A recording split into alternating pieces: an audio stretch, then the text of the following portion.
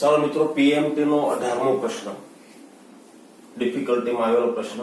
એક દ્રાવકમાં અબાષ્પશીલ દ્રાવ્ય ઓગાળતા તેના બાષ્પ દબાણમાં 10 મીમી નો ઘટાડો થાય છે. એટલે ધ્યાનથી સમજો, અબાષ્પશીલ દ્રાવ્ય ઓગાળો તો દ્રાવક કરતા દ્રાવણનું બાષ્પ દબાણ 10 મીમી ઘટી ગયું. ત્યારે દ્રાવ્યના મોલ અંશ, એ મોલ અંશ આપેલા છે રકમમાં, મારા ખ્યાલથી 0.2 છે. કેટલા છે? 0.2. ઓગાળતા જો તેના બાષ્પ દબાણમાં 20 મીમી નો ઘટાડો થાય તો દ્રાવકમાં કેટલા મોલ અંશ ઓગાળ્યા હશે? દ્રાવ્યના મોલ અંશ 0.2 છે, ત્યારે 10 મીમી નો ઘટાડો થાય, 20 મીમી નો ઘટાડો થાય ત્યારે કેટલા હશે? તો પહેલા તો કન્ડિશન 1 માટે, પરિસ્થિતિ 1 માટે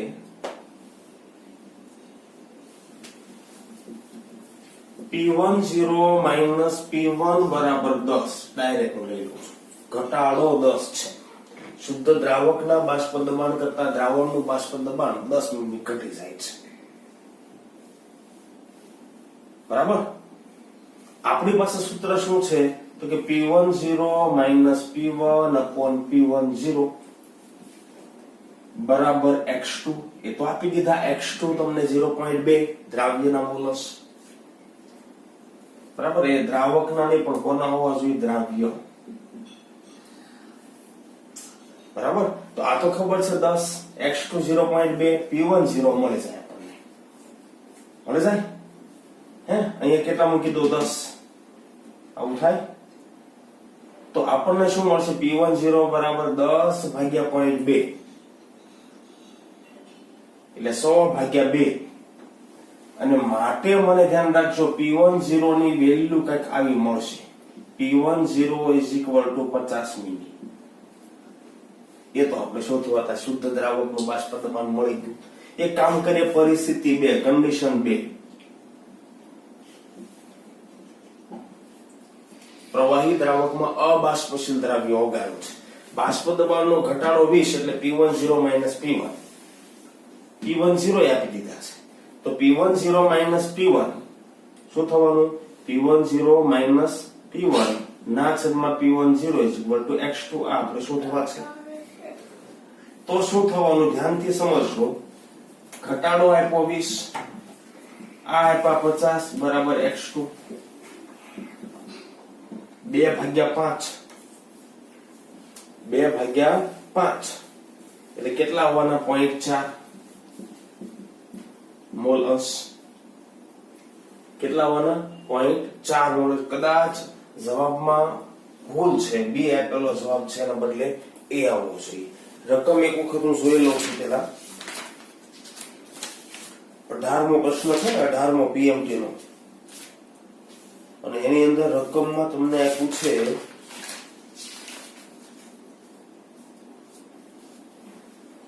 0.2 છે.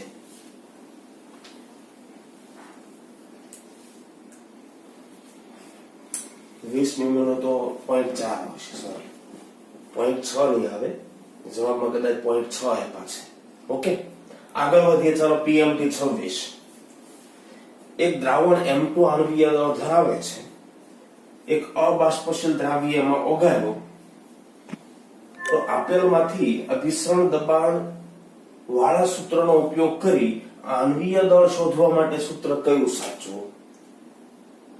બરાબર.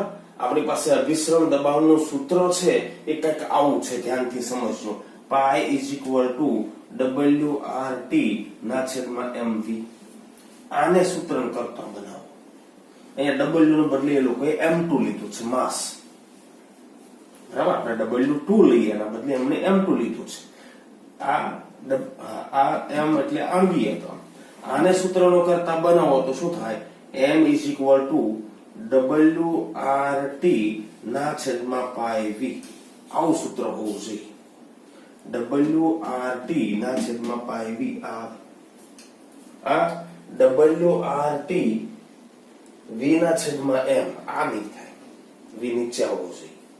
બરાબર WRT પાય ઉપર ના ખોટું પાય નીચે આવશે પાયને સૂત્ર કરતા ન બનાવ્યો આપણે એટલે આવશે આ સૂત્ર ઉપરથી મેળવ્યું બરાબર એના પછી 28મો પ્રશ્ન જુઓ શું કહે છે 28મો પ્રશ્ન તો કે વાતાવરણના દબાણે યુરિયાના દ્રાવણ નું ઉત્કલન બિંદુ આપ્યું છે કેટલું છે 100.18 અંશ સેલ્સિયસ શુદ્ધ પાણીનું 100 યુરિયાના દ્રાવણનું 100.18 હા અનુભાગ 56 ગ્રામ પ્રતિ મોલ જો પાણી માટે KF અને KB ના મૂલ્ય તમને આપ્યા હોય તો 28મો પ્રશ્ન છે યુરિયાનું આણ્વીય દળ આપણે જનરલી 60 લેતા હોઈએ છીએ અહીંયા આગળ અણુભાર 56 લેવાનું કીધું છે બરાબર જે કીધું હોય એ જ લેશું આપણે બરાબર નહીતર 60 પ્રમાણે જવાબ આવશે બરાબર તો તમને એમ કીધું છે કે ઉપરના દ્રાવણનું ઠાર બિંદુ શોધો ઉત્કલન બિંદુ આપી દીધું છે ઠાર બિંદુ શોધવાનું કીધું સૌથી પહેલા તો આના ઉપરથી હું ડેલ ટીબી શોધી નાખું ચલો ડેલ ટીબી બરાબર શું થાય તો કે ટીબી માઈનસ T0B ટીબી આપ્યા છે આપણને પાણી માટે T0B 100 તફાવત લો તો કેટલો આવવાનો તો કે ડેલ ટીબી બરાબર શું આવશે ડેલ ટીબી બરાબર 0.18 અંશ સેલ્સિયસ કેબી અને કે એકનું એક જ દ્રાવણ છે ધ્યાન રાખજો એકના એક જ દ્રાવણ માટે ધ્યાન રાખજો મોલારિટી તો સરખી જ આવવાની શું થવાનું બોલો ડેલ ટીબી બરાબર અને યુરિયા છે એટલે આ મૂકવાની જરૂર નહીં પડે કેબી ઇન્ટુ એમ એ જ રીતે ડેલ ટીએફ બરાબર શું થવાનું કેએફ ઇન્ટુ એમ ભાઈ એકને એક દ્રાવણની મોલારિટી તો સરખી હોય માનો કે આ બંનેનું ગુણોત્તર લો તો મને ગુણોત્તર આવો મળવાનો આ સૂત્ર કરાવ્યું છે મેં તમને થિયરીમાં ડેલ ટીબી ખબર છે ડેલ ટીએફ મળી જાય બરાબર તો શું થવાનું ધ્યાનથી સમજશો ડેલ ટીબી કેટલા મૂકું 0.18 ના છેદમાં ડેલ ટીએફ બરાબર કેબી કેટલા લેવાના કીધા છે 0.512 કેએફ કેટલો 1.86 સાદુરૂપ આપો એટલે ડેલ ટીએફ મળશે શું મળશે ડેલ ટીએફ જોઈએ જરા કેટલો હશે 0.18 ગુણ્યા 1.86 ભાગ્યા 0.512 એટલે મને ડેલ ટીએફ મળવાના કેટલા ખબર ડેલ ટીએફ કેટલા મળશે ડેલ ટીએફ બરાબર અહીંયા લખી દઉં છું ડેલ ટીએફ બરાબર કેટલા મળશે તો કે 0.554 આટલો ઘટાડો ઠાર બિંદુનો શુદ્ધ પાણીનું ઠાર બિંદુ કેટલું હોય 0 અને એમાં આટલો ઘટાડો થાય એટલે માઈનસમાં ચાલુ થાય બરાબર શુદ્ધ પાણીનું 0 T0F માઈનસ TF બરાબર ડેલ TF બરાબર તો મને શું મળશે માઈનસ 0.654 અંશ સેલ્સિયસ મળ્યા બરાબર એના પછી PMT 32 શું કીધું છે તમને તો કે 10 ગ્રામ પ્રતિ ડેસીમીટર ક્યુબ ડેસીમીટર એટલે લીટર યુરિયા જેનો આણ્વીય દળ 60 નું દ્રાવણ એ 5% અબાષ્પશીલ દ્રાવ્ય સાથે સમઅભિસારી છે 5% અબાષ્પશીલ દ્રાવ્ય ધરાવતા દ્રાવણ સાથે ધ્યાન રાખજો કેવું છે સમઅભિસારી અભિસરણ દબાણ સરખા તો અબાષ્પશીલ દ્રાવ્યનું આણ્વીય દળ શોધો પહેલી વાત તો એક એ કે પાય યુરિયા બરાબર પાય અજ્ઞાત સમઅભિસારી તો જ કહેવાય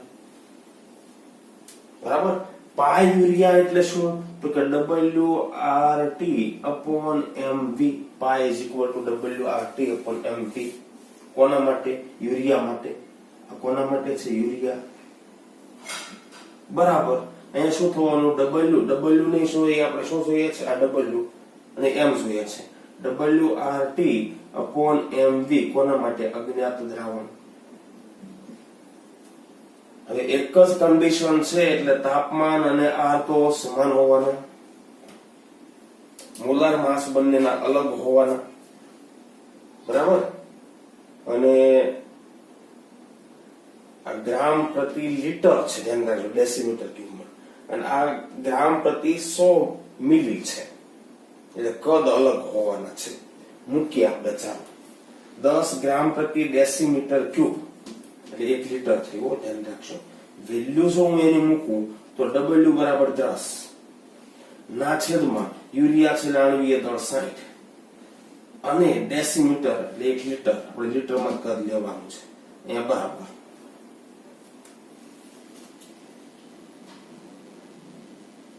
બરાબર 5% છે એટલે 5 ગ્રામ ત્યારે 100 મિલી, 100 મિલી એટલે 0.1 લીટર થશે. હું ડાયરેક્ટ વેલ્યુ મૂકું છું, W બરાબર 5, આણવીય દળ શોધવાનું છે. 5% એટલે 100 મિલી એ 5 ગ્રામ, W 5 લો ત્યાં 100 મિલી એટલે 0.1 લીટર. હવે એમને સૂત્ર કરતા બનાવો, મેં ઓપ્શન નથી આપ્યા પણ હવે તમે સૂત્ર કરતા બનાવો. સમ અભિસારી બંનેના અભિસરણ દબાણની મેં સરખામણી કરી, બરાબર. માટે M બરાબર શું થશે ખબર? તો કે 5 ગુણ્યા 60, 5 ગુણ્યા 60 ભાગ્યા 10 અને એને ભાગ્યા 0.1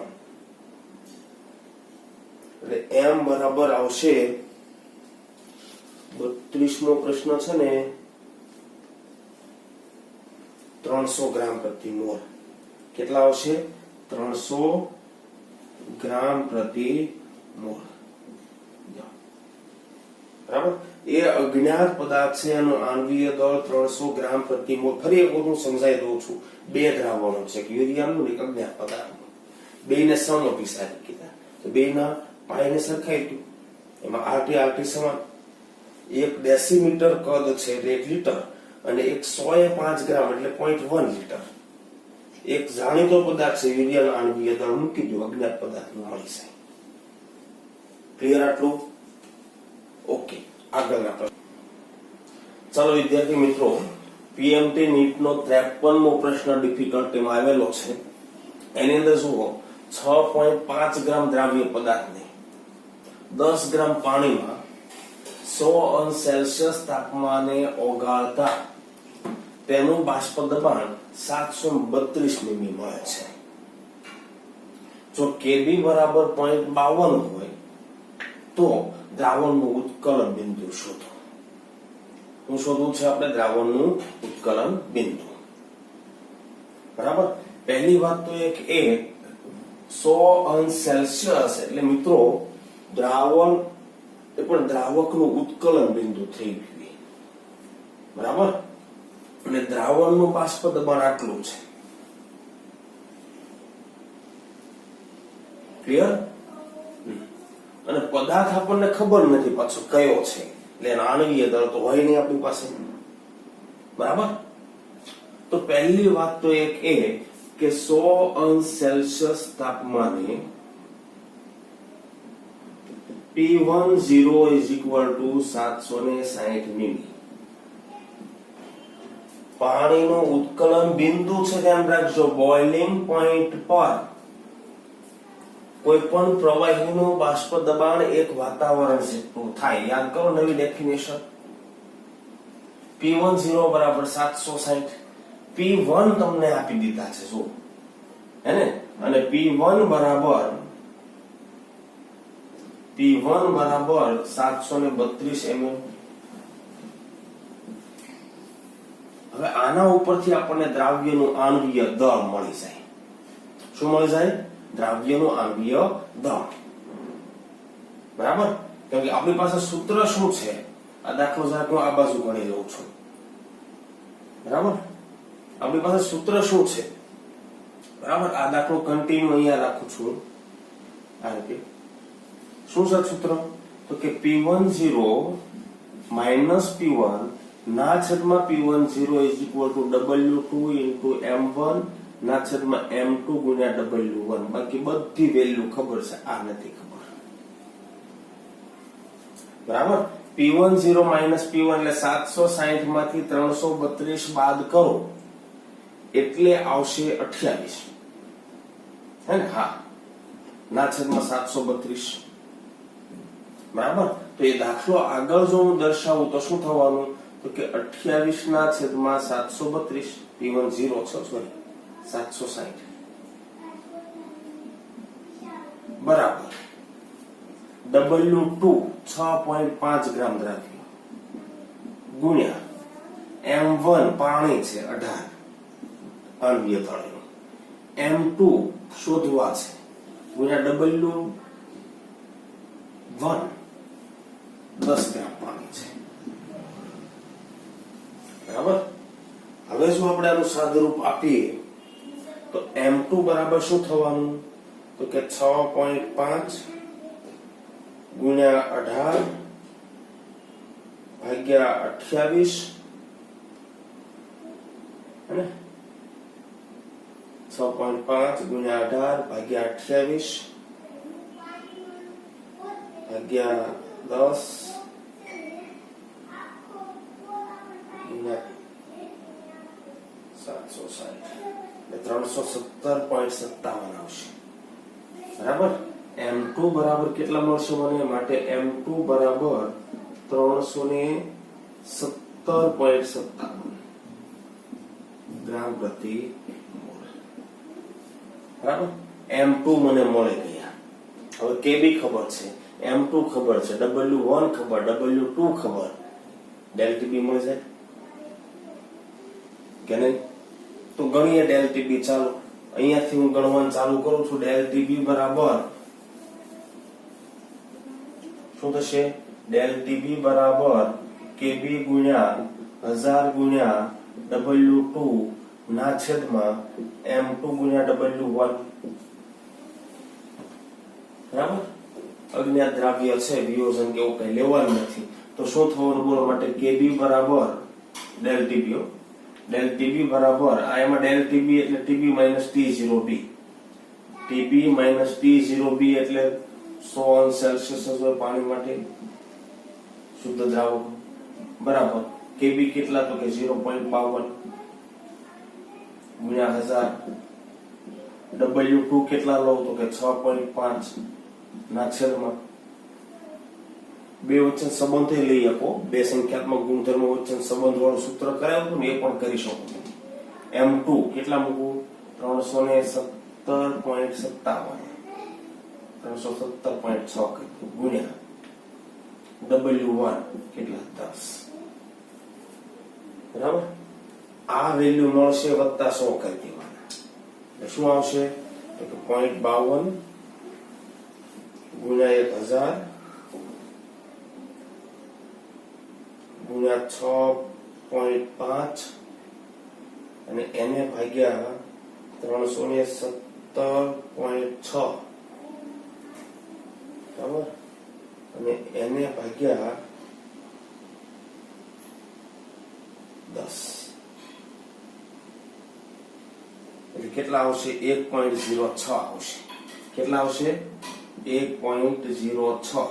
ટીબી શોધો. 100 આ બાજુ 100 વત્તા 1.06 એટલે 101.06 એટલે આ જવાબ આવશે. ઓકે. ચાલો એક બીજો દાખલો છે.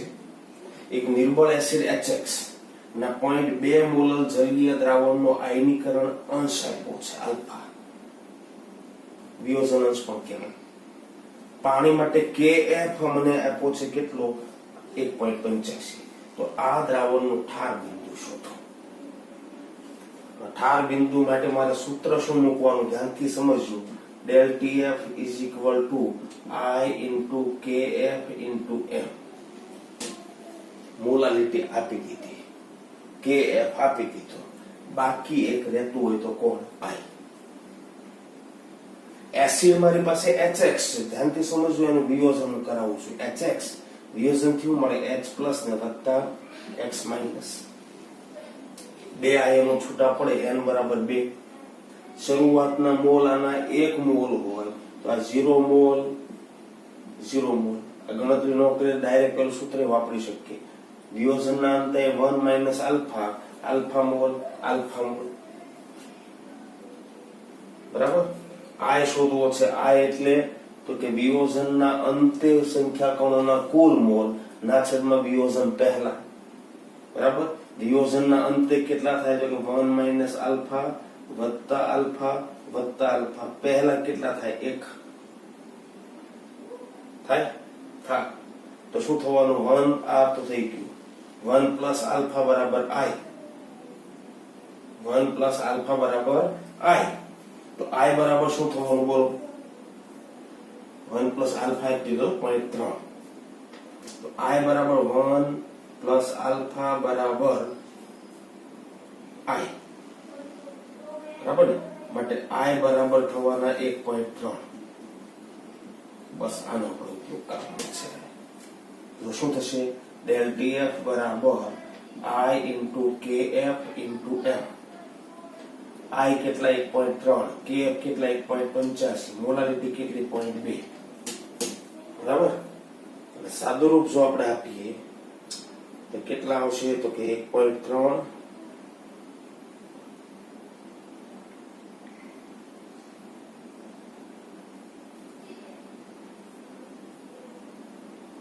ગુણ્યા 1.85 ગુણ્યા 0.2 એટલે 0.480 આટલો ઘટાડો થશે. ધ્યાન રાખજો. 0.481. ચાલો આટલો ઘટાડો એટલે સેલ્સિયસ મળ્યો તો માઇનસ આટલા આવશે એટલે આ જવાબ આવશે. ચાલો એના પછી આ પ્રશ્ન જોઈએ.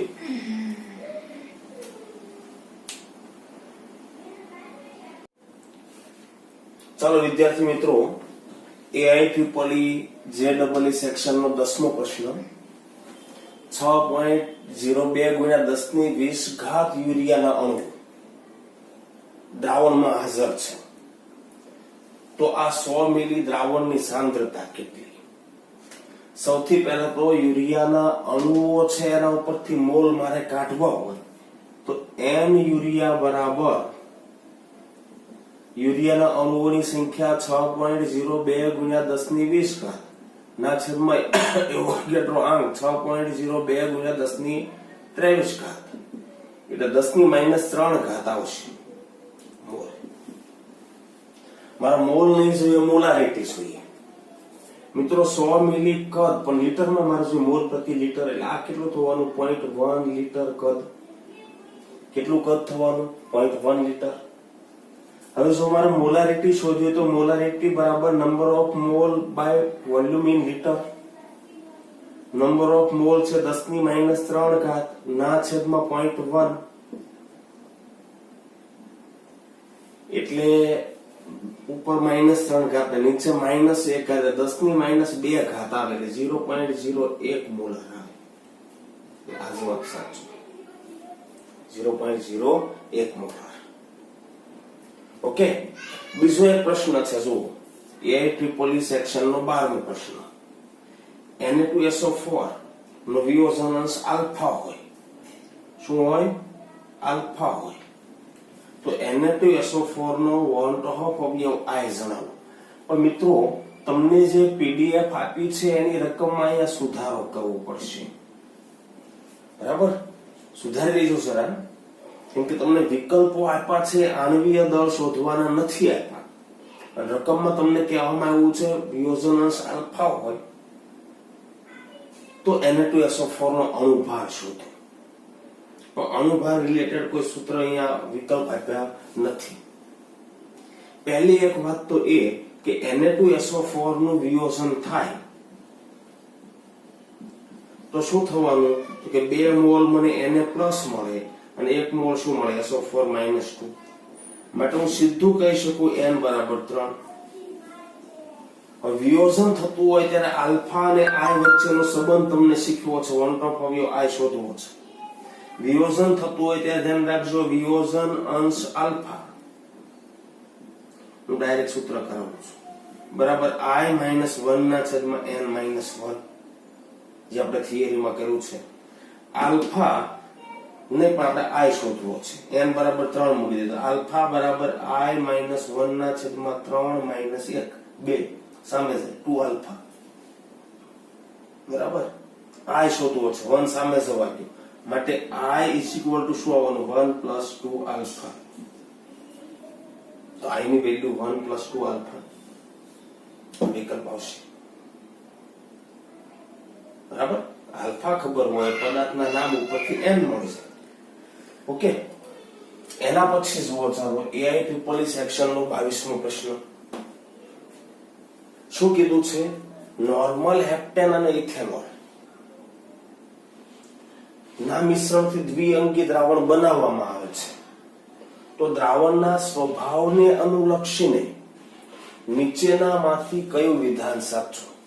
દ્રાવણ આદર્શ વર્તણૂક દર્શાવશે, દ્રાવણ બિન આદર્શ દ્રાવણ છે, રાઉટના વિચલનથી ધન વિચલન દર્શાવે, બિન આદર્શ દ્રાવણ છે, રાઉટના નિયમથી ઋણ વિચલન દર્શાવે, નોર્મલ હેપ્ટેન ધન વિચલન દર્શાવે તો ઇથેનોલ ઋણ વિચલન. જોઈએ આમાં જવાબ કયો સાચો છે તે. પહેલી એક વાત તો એ કે બે ઘટકોને તમે મિશ્ર કરો છો એ આદર્શ વર્તણૂક દર્શાવે છે કે બિન આદર્શ વર્તણૂક દર્શાવે છે, એની એક્ઝેક્ટ જો માહિતી મેળવવી હોય તો પ્રાયોગિક માહિતી મેળવવી પડે. એમાં પણ ધન વિચલન કે ઋણ વિચલન એ પ્રાયોગિક બાબત છે, ધ્યાન રાખજો. પણ આપણે થિયરીમાં બંને વચ્ચેનું ઇન્ટરેક્શન કેવું થાય છે, વધે છે કે ઘટે છે, એના આધારે અનુમાન કાઢતા શીખ્યા છીએ આપણે. હું મિત્રો સાચું તમને કહું, એક્ઝેક્ટ જો ધન વિચલન ઋણ વિચલન કેટલું ધન કેટલું ઋણ આ જો કાઢવું હોય તો પ્રાયોગિક ડેટા કાઢવું પડે બરાબર. પણ આપણે અનુમાન કાઢી શકીએ. શું કરી શકીએ? અનુમાન કાઢી શકીએ. જો એના વિશે થોડીક આપણે વાત કરીએ. માની લો કે મારી પાસે n હેપ્ટેન હાઇડ્રોકાર્બન છે, ધ્યાન રાખજો, કાર્બન કાર્બન બંધ, કાર્બન હાઇડ્રોજન બંધ અધ્રુવીય પદાર્થ છે. અને બીજો પદાર્થ છે CH3 CH2 OH. OH બંધ ધ્રુવીય ખરો, અને ધ્યાન રાખજો OH OH વચ્ચે H બંધ પણ હોય. તો એક અધ્રુવીય પદાર્થ છે, એક વધુ ધ્રુવીય આંતરાણવીય હાઇડ્રોજન બંધ રચે એવો પદાર્થ. એટલે બંનેનો સ્વભાવ તો મેચ થવાનો નથી, મતલબ કે આદર્શ દ્રાવણ નથી બરાબર. પછી દ્રાવણનું વિચલન જોવાનું. એવું ન હોય કે ચાલો નોર્મલ હેપ્ટેન ધન વિચલન દર્શાવે, ઇથેનોલ ઋણ વિચલન, દ્રાવ્ય ધન દર્શાવશે, આ નહીં. ક્યાં એ મિશ્રણ ધન વિચલન દર્શાવશે, ક્યાં ઋણ અને ક્યાં તો આદર્શ. હવે વાત કરીએ ઇન્ટરેક્શનની.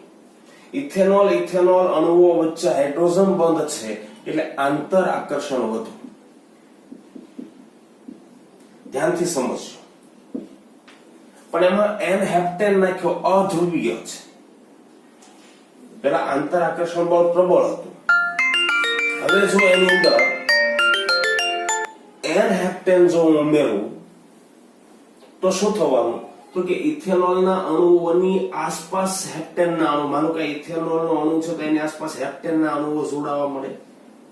તો બીજો ઇથેનોલનો અણુ હતો એની સાથે એનું હાઇડ્રોજન બંધનું પ્રમાણ ઘટવાનું.